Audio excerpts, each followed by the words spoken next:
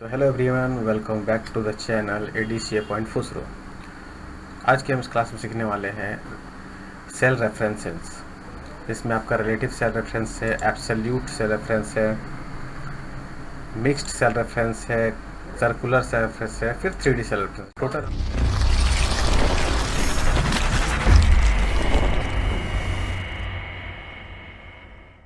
तो आज हम सीखने वाले हैं सेल रेफरेंस टोटल 5 तरीके के। टोटल हमारे सेल रेफरेंस कितने होते हैं? 5 होते हैं। तो उसमें से सबसे फर्स्ट है आपका रिलेटिव सेल रेफरेंस। रिलेटिव, जैसा कि ये हमारे पास एक टेबल बना हुआ है। जैसे यहाँ पे एक सेल्समैन का एक कॉलम लिया गया है, उस पर आपका जनवरी का सेल्स, फरवरी का सेल्स और मार्च का सेल्स दिया गया है। तो अगर हम इन तीनों के सेल्स को यहाँ पे टोटल करके दिखाएं तो ये हमारा रिलेटिव सेल रेफरेंस के अकॉर्डिंग आएगा। इसे यूज़ करने के लिए हम यहाँ जो फॉर्मूला लगाएंगे वो इक्वल सम ब्रैकेट ऑन, और फिर जो हम ऐसे यहाँ सिलेक्ट करते हैं इस सेल को, जिस पे हमें किसी प्रकार का कोई भी सिंबल एक्स्ट्रा ऐड करने की ज़रूरत नहीं होती है, तो ये हमारा हो जाता है रिलेटिव सेल रेफरेंस। यहाँ से हम ड्रैग कर देंगे। अब आता है एब्सोल्यूट सेल रेफरेंस। अभी हमें क्या करना है कि इन रेट, क्वांटिटी और रेट को मल्टीप्लाई करेंगे तो हमारा टोटल अमाउंट आ जाएगा। इसे इक्वल भी यहाँ पे कर लेते हैं, क्वांटिटी मल्टीप्लिकेशन बाय रेट, तो ये हमारा टोटल अमाउंट आ गया। बट मुझे क्या चाहिए, अभी यहाँ पे इंटरेस्ट चाहिए कि मुझे इंटरेस्ट देना कितना है, इस अमाउंट पे इंटरेस्ट हमें देना कितना है। तो ये 18% दिया हुआ है, तो इसका 18% निकालने के लिए मुझे क्या करना होगा, इन दोनों के ऊपर इस रेट पे हमें 18% GST अप्लाई करना होगा। तो चलिए यहाँ पे फॉर्मूला हम लगाते हैं, इक्वल क्वांटिटी मल्टीप्लाई रेट। तो ये हम क्वांटिटी मल्टीप्लाई रेट करेंगे तो हमारा ये एक्चुअल ये रेट निकल के आएगा। लेकिन मुझे क्या करना है, इस पे 18% GST अप्लाई करना है। तो यहाँ पे हम इस फॉर्मूले को ब्रैकेट के अंदर ले लेंगे और फिर मल्टीप्लाई करने के बाद हम इस सेल को सिलेक्ट करेंगे जो हम H10 है। अब सिलेक्ट करने के बाद मुझे क्या करना है कि अभी मुझे इस सेल को प्रॉपर लॉक करना होगा, क्योंकि अगर हम यहाँ से ट्रैक करेंगे ना फॉर्मूले को, तो साथ ही साथ में 18% वो नीचे हो जाएगा। जैसे देखिए हम एग्जांपल दिखा रहे हैं, एंटर कर दिए, ये तो हमारा आ गया है। बट अगर हम इसको ड्रैग करते हैं तो ये देखिए ये वैल्यू आ गया, ये इसका कुछ अलग ही आ गया है। तो यहाँ पे हो क्या रहा है, जैसे कि अभी यहाँ पे मैंने क्लिक किया तो इन दोनों का मल्टीप्लिकेशन ठीक हो रहा है, लेकिन ये यहाँ पे ये 18% ले रहा है। चलिए ये सही है। बट सेकेंड वाले में क्या हो रहा है, बी का तो आपका सही मल्टीप्लाई हो रहा है क्वान्टिटी और रेट के साथ, बट जो आपका परसेंटेज का कॉलम है वो चेंज होकर के ये आ गया। देखिए GST एट द रेट 18%। तो यहाँ पे ये मल्टीप्लाई तो कर रहा है, बट किससे कर रहा है, दूसरे कॉलम से कर रहा है। उस तरह से आप नीचे वाला में देखिए, यहाँ पे देखिए 18% की जगह पे क्या ले लिया, नीचे वाला कॉलम ले लिया। तो इसके रोकने के लिए मुझे क्या करना होगा, ये जो H10 का जो दिख रहा है आपका column name, sorry cell name, इसे लॉक करना होगा।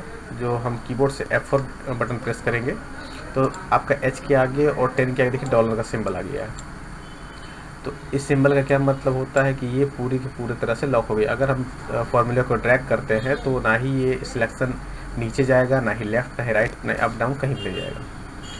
तो इतना करने के बाद अब एंटर कीजिए और अब इस सेल को ड्रैग कीजिए।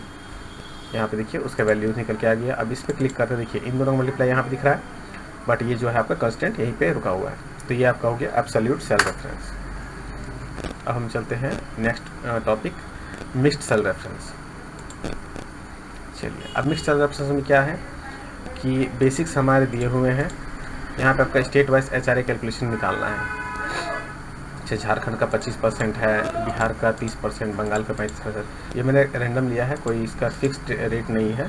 तो जैसे बेसिक है 6000, तो 6000 पे आपको 25% भी अप्लाई करना है झारखंड पे, और 6000 पे 30% भी अप्लाई करना है बिहार पे, और 6000 का 35% भी अप्लाई करना है बंगाल पे। तो यहाँ पे क्या फार्मूला लगेगा मैं दिखा देता हूँ। जैसे अभी हम क्या करेंगे, इक्वल के साथ अगर हम 6000 का मल्टीप्लाई कर देते हैं 25% से और एंटर कर देते हैं, तो हमारा झारखंड का तो आ गया, बट क्या इसका आया नहीं, क्योंकि ये देखिए वैल्यूज आ जा रहे हैं।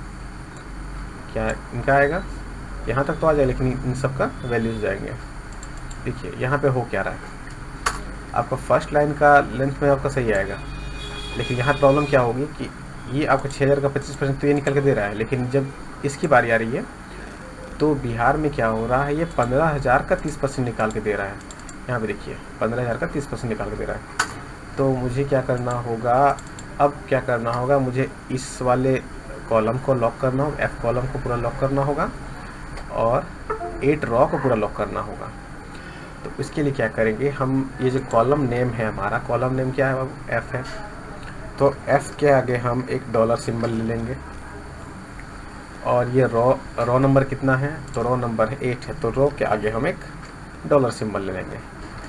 अब इसका मतलब क्या हो गया कि अब ये कॉलम पूरा लॉक हो गया और ये रो पूरा लॉक हो गया। अब ये जब ड्रैग करेंगे फार्मूले का तो ये इसका सिलेक्शन नीचे नहीं आएगा, और जब फार्मूले को राइट साइड ड्रैग करेंगे तो ये भी आपका इधर नहीं खसकेगा। देखिए मैं करके दिखाता हूँ।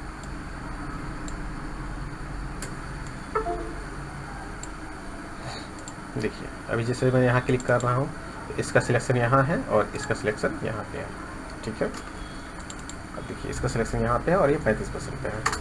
मतलब ये क्या हो गया कि आपका ये रॉ है, सॉरी ये मतलब क्या हो गया कि आपका ये कॉलम लॉक हो गया है और रॉ भी लॉक हो गया है। तो ये था आपका मिक्स्ड सेल रेफरेंस। अब चलते हैं सर्कुलर सेल रेफरेंस की तरफ। इस पर क्या करना है उसमें थोड़ा सा ध्यान देना होगा आपको।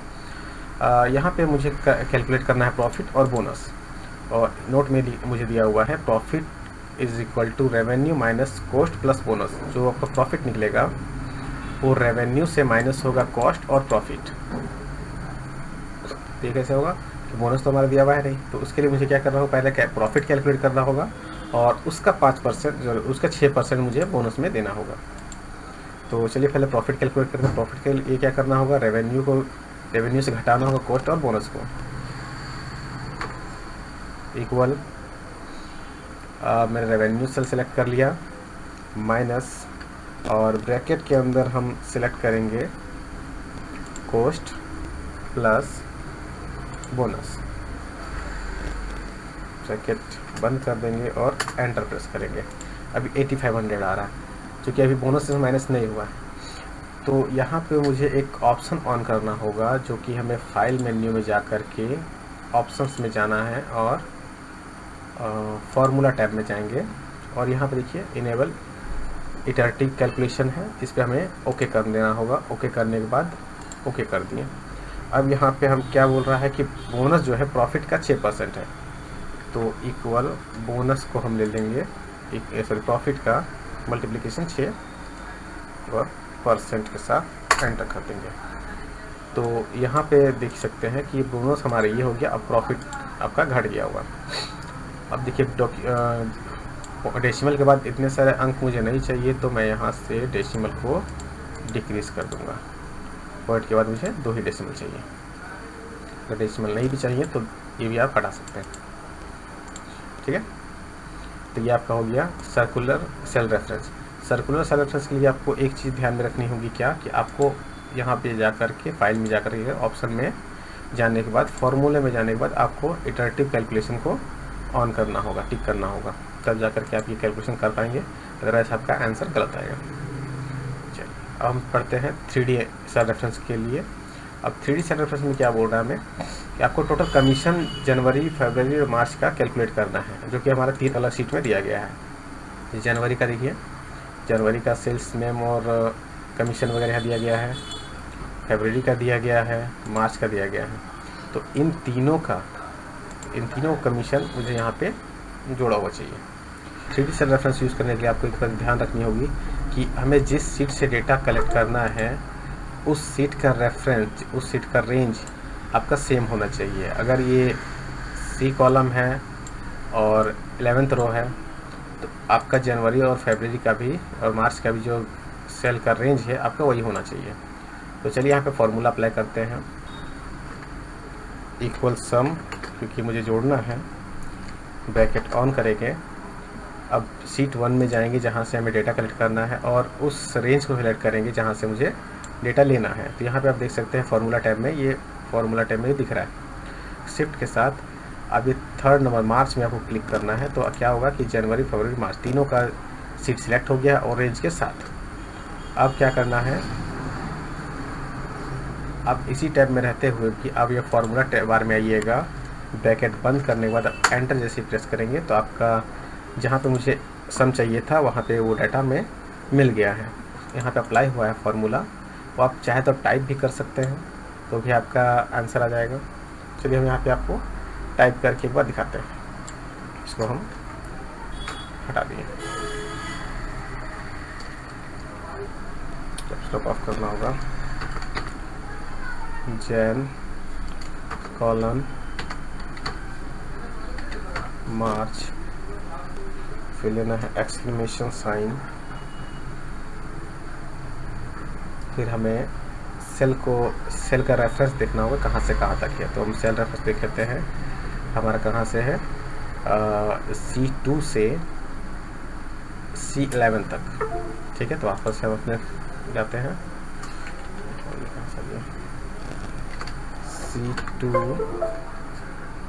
C2 ratio C11, then take it close, then enter. ये देखिए, तो आज हमने सीखा relative cell reference, absolute, mixed और सर्कुलर और 3D सेल रेफरेंस।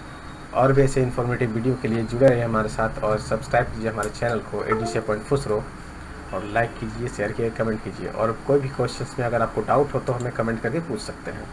धन्यवाद।